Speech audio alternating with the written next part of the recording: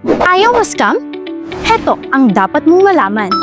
Naghahanap ka rin ba ng legit na tour package? Yung tipong hype na hype ka na, ready ka na magbayad, may kachat ka na, pero may something off yung vibes. Parang hindi ka 100% sure kung totoo ba or too good to be true. Well, huwag kang basta-basta magtitiwala agad. Importante na sigurado ka sa kadil mo, lalo na kung pera at bakasyon ang nakataya. Kaya heto ang ilang tips para makaiwas sa scam at makahanap ng totoong travel agency na mapagkakatiwalaan.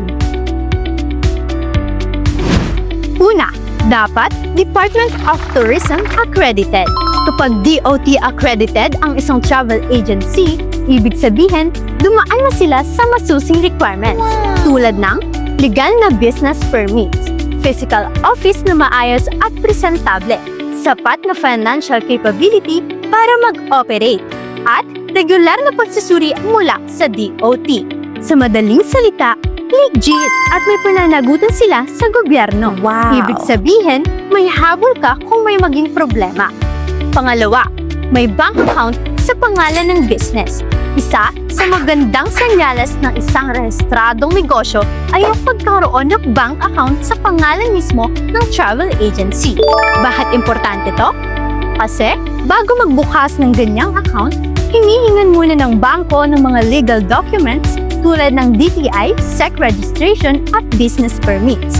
So, kung personal account lang ang pinapadalhan sa'yo ng bayad, naku, red flag yan! Pangatlo, may physical office. Kahit online na ang karamihan, importante pa rin ang may physical office. Hindi man kailangan ng sobrang bongga, pero at least may lugar kung saan ka pwedeng pumunta kung sakaling may concern ka. At isa pa, requirement din ito ng DOT para ma-accredit. Pang-apat, open ang review section sa kanilang Facebook page. Pansinin mo, yung mga maayos na travel agency, bukas ang review section nila. Makikita mo doon ang totoong feedback mula sa mga previous clients.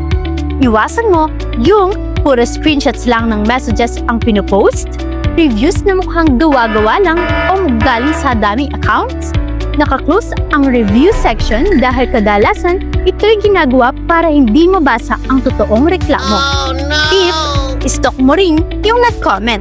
May mga litrato ba sila ng tour? Mukha ba silang totoong tao? Mas okay kung organic reviews kesa scripted. Paalala na lang, hindi mo kailangang i-book agad.